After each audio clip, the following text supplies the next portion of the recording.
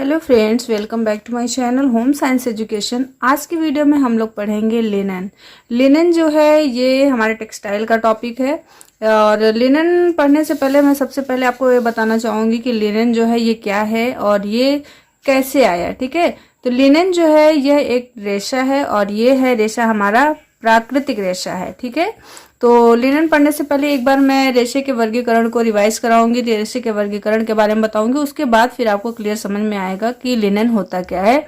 Linen जो सारी details है मैं उस पर डिस्कस करूंगी। आइए वीडियो को स्टार्ट करते हैं। वीडियो स्टार्ट करने से पहले आपने चैनल को सब्सक्राइब नहीं किया है तो प्लीज चैनल को सब्सक्राइब कर ले, साथ ही बेल आइकन को जरूर प्रेस करें जिससे कि जो भी मेरी वीडियोज अपलोड हो उसका नोटिफिकेशन आपको मिल जाए।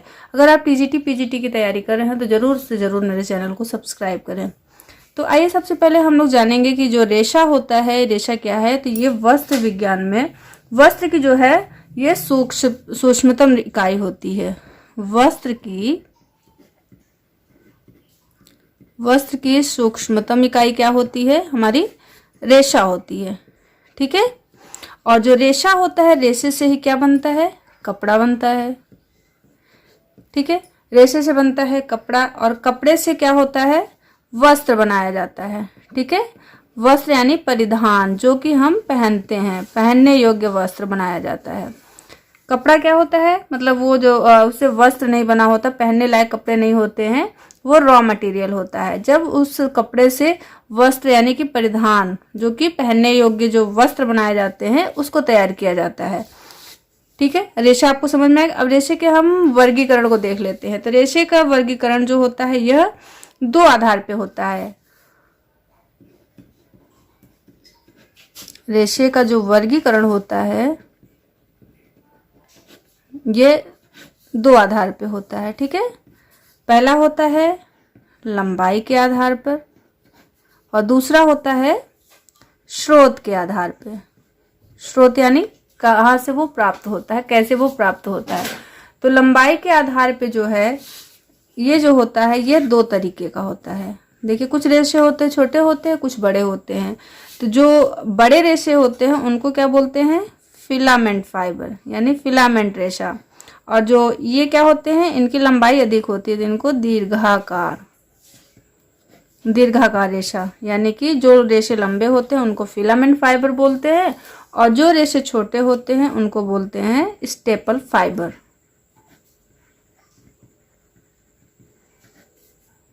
ये लघु आकार यानी छोटे होते हैं, इनकी साइज जो होती है वो क्या होती है?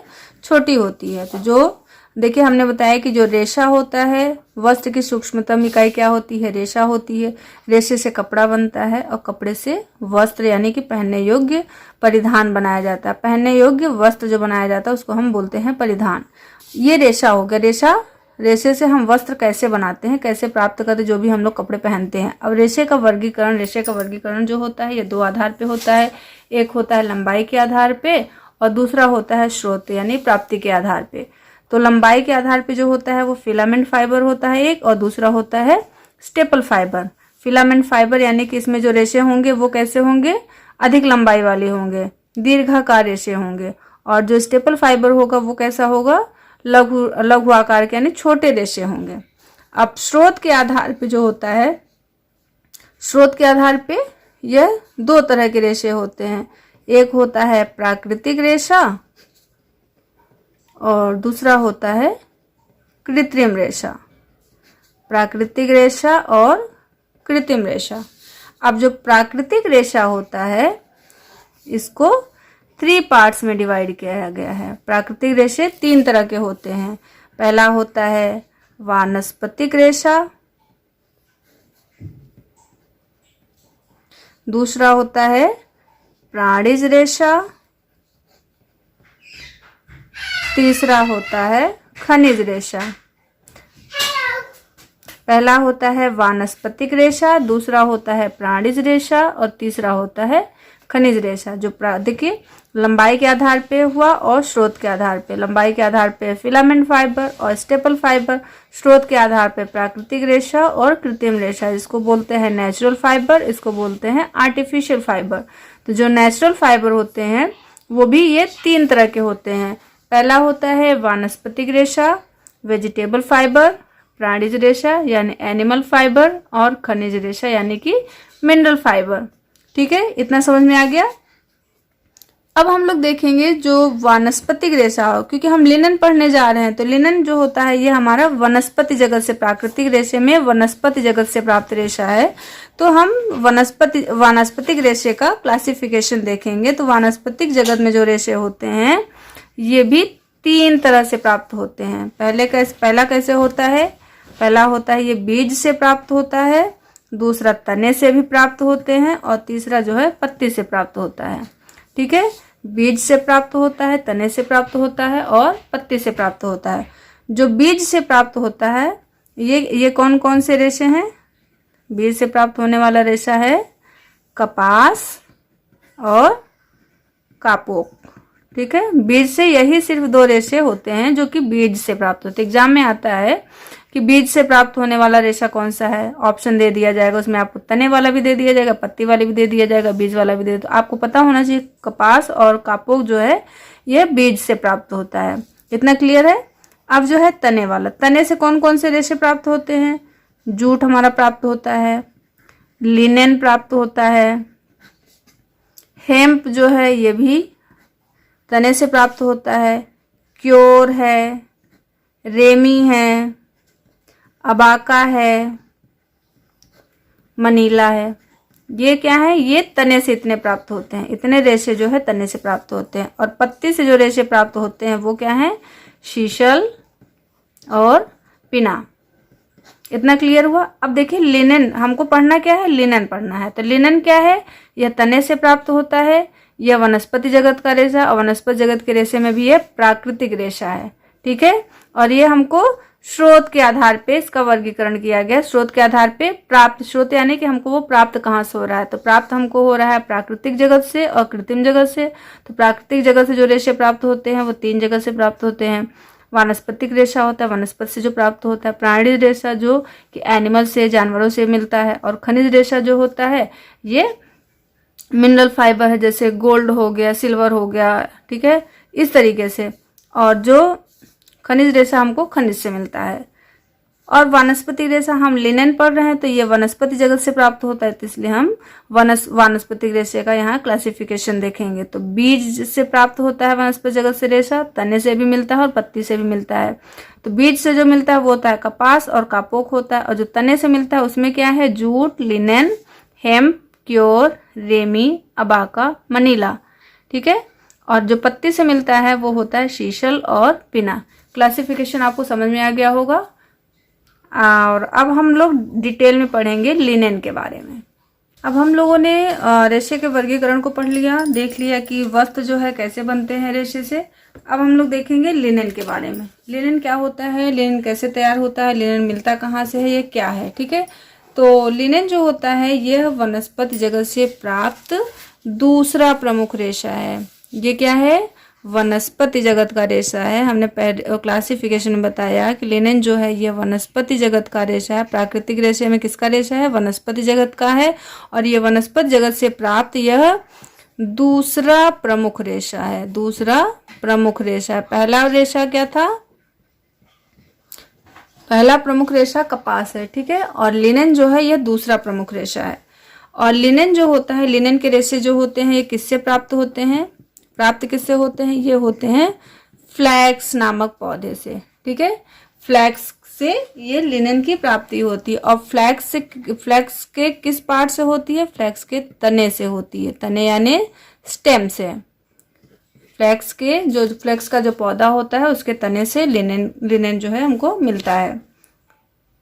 और जो लिनेन होता है इसके जो वस्त्र होते हैं सूती वस्त्रों से भी ज़्यादा मजबूत होते हैं और टिकाऊ होते हैं।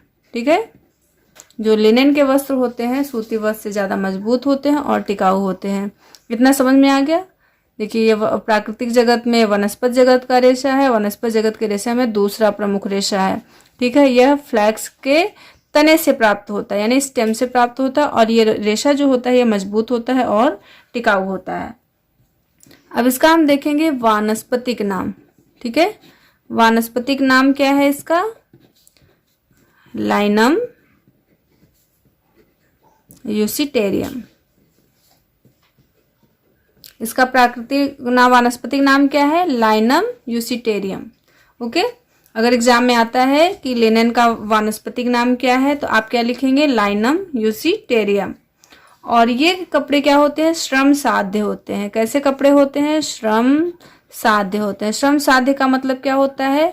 इसको बनाने में बहुत मेहनत लगती है, ये हाथ से बनाए जाते हैं, ठीक है। और इसके जो वस्त्र होते हैं वो कैसे होते हैं? बहुत मजबूत होते हैं। और इसके वस्त्र कैसे होते हैं? श्रम साध्य होते हैं, सुंदर होते हैं और उच्च गुणवत्ता वाले होते हैं। उच्च गुणवत्ता वाले मतलब इसकी क्वालिटी जो होती है वो बहुत अच्छी होती है। ये कपड़े श्रम साध्य होते हैं, अति सुंदर होते हैं और उच्च गुणवत्ता वाले होते हैं। और ये कपड़े जो होते हैं हमारी बॉडी को ठंडक प्रदान करते हैं।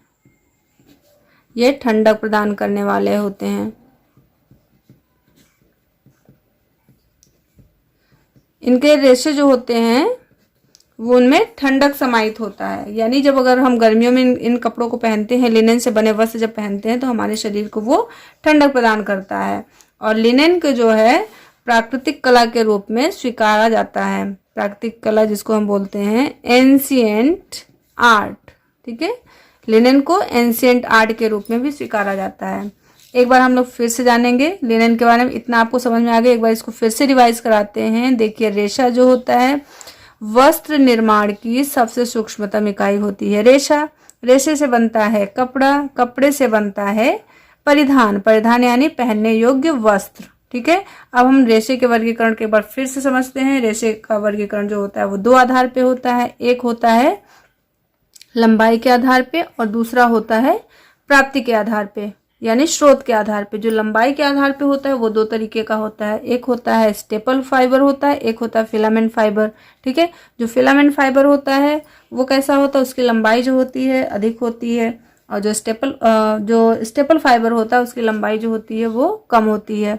और स्रोत के आधार पे हमने बताया दो तरीके का होता है। एक होता है प्राकृतिक रेशा जो प्रकृति से प्राप्त होता है और एक होता है कृत्रिम रेशा जो मैन मेड फाइबर होता है। हम लिनेन की बात करेंगे तो लिनेन जो है हमारा प्राकृतिक रेशा है। तो प्राकृतिक रेशे भी जो होते हैं वो तीन तरह के होते हैं, वानस्पतिक रेशा, खनिज रेशा और क्या होता है? एनिमल फाइबर यानी कि प्राणिज रेशा। और जो लिनेन होता है ये हमारा वानस्पतिक रेशा है, ठीक है। अब देखिए वानस्पतिक रेशे में यह दूसरा प्रमुख रेशा है और यह फ्लैक्स के तने से मिलता है। यह जो रेशा होता है यह बहुत मजबूत होता है, टिकाऊ होता है और ये श्रम साध्य होता है यानी बहुत मेहनत से बनता है। और ये सुंदर होता है, उच्च गुणवत्ता वाला होता है और इसमें ठंडक प्रदान करने की क्वालिटी होती है, ठीक है। और इसको एंशिएंट आर्ट के रूप में भी स्वीकारा जाता है और इसका वानस्पतिक नाम क्या है? लाइनम यूसिटेरियम। इतना क्लियर हो गया होगा। अब देखिए लिनेन के उत्पादन के बारे में बात करते हैं। लिनेन का जो उत्पादन होता है इसका उत्पादन करने में लगभग 7 वर्ष लग जाते हैं। कितने वर्ष लगते हैं इसके उत्पादन में? 7 वर्ष, 7 ईयर्स लग जाते हैं। और इसमें क्या होता है? 6 वर्ष सिर्फ भूमि को उपजाऊ बनाने में लगता है। 6 साल क्या होता है? सिर्फ भूमि को उपजाऊ बनाने में टाइम लग जाता है।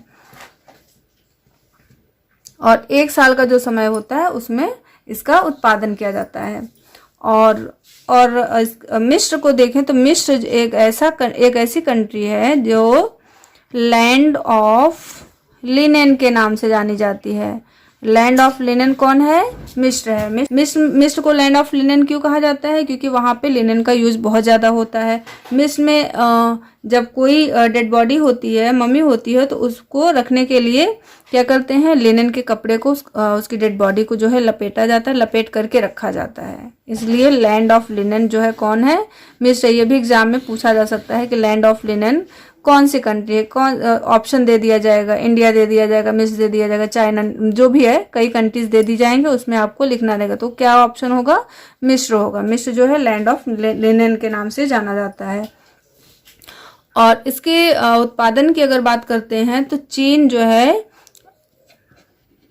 है लिनेन उत्पादन में प्रथम स्थान रखता है। प्रथम स्थान किसका है लिनेन उत्पादन में? चीन का है, ठीक है। और सर्वोत्तम किस्म की लिनन जो होती है वो कहाँ होती है? सर्वोत्तम किस्म की लिनन जो होती है वो होती है आयरलैंड में। ठीक है, आयरलैंड में। आपसे पूछा जा सकता है कि सर्वोत्तम किस्म की जो लिनन होती है वो कहाँ मिलती है, कहाँ उसकी पैदावार होती है, और लिनन उत्पादन में कौन सा देश जो है प्रथम स्थान होता है। अगर देश की बात पूछे कौन सा देश प्रथम स्थान पे है तो चीन हो जाएगा। और सर्वोत्तम किस्म की जो लिनन होती है वो कहाँ पाई जाती है, तो वो आयरलैंड में पाई जाती है। ठीक है, ठीक है। अब हम जलवायु की बात करते हैं। जबकि जो पैदावार होती है वो उसके लिए समशीतोष्ण जलवायु चाहिए। समशीतोष्ण जलवायु यानी कि जहाँ पे ठंडक हो और नमी हो। ठीक है, जब ठंडक और नमी होगी तो जो वहाँ की जो मिट्टी होगी वो बहुत टाइम तक वो पानी को सोख के रखेगी, और उससे क्या होगा, उसको पानी, क्योंकि लिनन की खेती के लिए पानी की बहुत ज़्यादा ज़रूरत होती है, तो इसके लिए जो पानी होगा जो वातावरण होगा, जो वहाँ का जलवायु होगी वो कैसी होगी, नमी वाली होगी, ठंडक होगी। और जो पानी होगा उसको, वहाँ के जल की बात करें तो जल जो होना चाहिए वो शुद्ध होना चाहिए और बहता हुआ जल चाहिए। ठीक है, बहता हुआ जल जो होता है लिनन की खेती के लिए जरूरी होता है। तो जलवायु कैसी होनी चाहिए, समशीतोष्ण जलवायु होनी चाहिए। जल जो होता है शुद्ध और बहता हुआ जल होना चाहिए। इतना क्लियर हुआ? एक बार इसको फिर से देखते हैं। वनस्पत जगत का दूसरा प्रमुख रेशा है लिनन। प्राप्त होता है फ्लैक्स के तने से। यह रेशा होता है मजबूत और टिकाऊ। इसका वानस्पतिक नाम है लाइनम यूसिटेरियम, और यह होता है श्रमसाध्य, सुंदर और उच्च गुणवत्ता वाला होता है। यह बॉडी को ठंडक प्रदान करने वाला होता है और एंशिएंट आर्ट के रूप में इसको स्वीकारा जाता है। ठीक है, ये भी पूछा जा सकता है एंशिएंट आर्ट के रूप में स्वीकारा जाने वाला कौन सा रेशा है, तो लिनन जो है एंशिएंट आर्ट के रूप में स्वीकारा जाने वाला रेशा है। और इसके उत्पादन में 7 वर्ष लगते हैं। 6 वर्ष तो भूमि को उपजाऊ बनाने में लगता है और 1 साल जो होता है उसमें इसका उत्पादन कर लिया जाता है। और लैंड ऑफ लिनन के नाम से कौन सी कंट्री जानी जाती है? मिस्र जो है, मिस्र लैंड ऑफ लिनन के नाम से जाना जाता है। और चीन जो है लिनन उत्पादन में प्रथम स्थान रखता है, और आयरलैंड में जो है सर्वोत्तम किस्म की लिनन की पैदावार होती है। जलवायु की बात करें, जलवायु में समशीतोष्ण जलवायु चाहिए, जिसके लिए समशीतोष्ण जलवायु का मतलब वहाँ का जो वातावरण हो ठंडक वाला हो और नमी वाला हो। ठीक है, जल जो हो वो शुद्ध हो और बहता हुआ जल हो। मिट्टी की बात करते हैं अगर, तो मिट्टी के लिए भुरभुरी और उपजाऊ मिट्टी चाहिए। भुरभुरी और उपजाऊ मिट्टी चाहिए। ठीक है, भुरभुरी और उपजाऊ का मिट्टी का मतलब जो मिट्टी वहाँ की हो वो दरबरी हो और उसमें पानी सोखने की क्षमता हो। ठीक है, और उपजाऊ कुछ जमीन ऐसी होती हैं जिनमें कितना भी खाद दिया जाए, कितना भी पानी डाला जाए, लेकिन उसमें वो बंजर टाइप की रहती है, उसमें कोई पैदावार नहीं होती है। लेकिन लिनन के लिए भुरभुरी और उपजाऊ जमीन चाहिए। ठीक है, ताकि उसकी पैदावार अच्छे से हो सके। इतना समझ में आ गया होगा। तो अब हम लोग आगे बढ़ते हैं कि लिनन की खेती जो है किस उद्देश्य से की जाती है। तो लिनन की खेती जो होती है वो 2 उद्देश्य से की जाती है। पहली बीज की प्राप्ति के लिए की जाती है और दूसरा रेशे की प्राप्ति के लिए की जाती है। उद्देश्य, लिनन की प्राप्ति 2 उद्देश्य से होती है। एक बीज की प्राप्ति के लिए होती है और दूसरी रेशे के प्राप्ति के उद्देश्य के लिए की जाती है। बीज की प्राप्ति के लिए और रेशे की प्राप्ति के लिए। बीज की प्राप्ति किस लिए की जाती है? से ही लिनसीड ऑयल। ठीक है, इस ऑयल का नाम याद रखना है, लिनसीड ऑयल, जिसको क्या बोलते हैं? लिनसीड तेल या अलसी का तेल। ठीक है, लिनसीड ऑयल वार्निश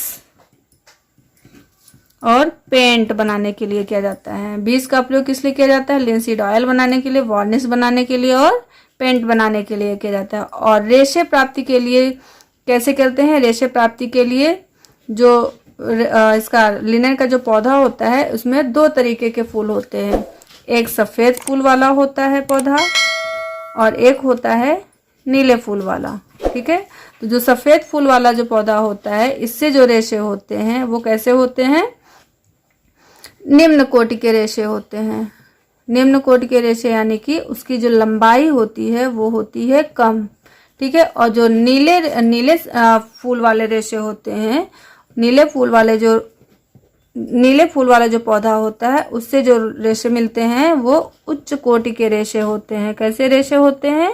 वो होते हैं उच्च कोटि के रेशे होते हैं। उनकी लंबाई की बात करें तो उनकी लंबाई जो होती है अधिक होती है, यानी कि वो रेशे जो होते हैं वो होते हैं लंबे। ठीक है। अब क्या होता है, बीज वो कब इकट्ठा किया जाता है? जब उसका जो सन के पौधे में जब बीज लगते हैं, जब बीज पकने लगते हैं तो उनको पकने पे उसको काट लिया जाता है उनके बीज को, और उसका उपयोग होता है लिनसीड ऑयल बनाने में, वार्निश बनाने में और पेंट बनाने में। और पौधे रेशे की बात करें, रेशे के लिए 2 तरीके के फूल वाले पौधे होते हैं, एक सफेद फूल वाले होते हैं और एक नीले फूल वाले होते हैं। जो सफेद फूल वाले होते हैं उसमें निम्न कोटि के रेशे मिलते हैं जिनकी लंबाई कम होती है, और जो नीले फूल वाले पौधे होते हैं वो उच्च कोटि वाले होते हैं, उनकी लंबाई अधिक होती है। ठीक है। इसके आगे का वीडियो हम नेक्स्ट पार्ट में देखेंगे। अगर वीडियो को और इसके आगे बनाते हैं तो वीडियो बहुत लेंदी हो जाएगा, इसलिए नेक्स्ट पार्ट जो है नेक्स्ट वीडियो में। वीडियो कैसी लगी, वीडियो पसंद आई हो और यूजफुल लगी हो तो वीडियो को लाइक और शेयर जरूर करिएगा।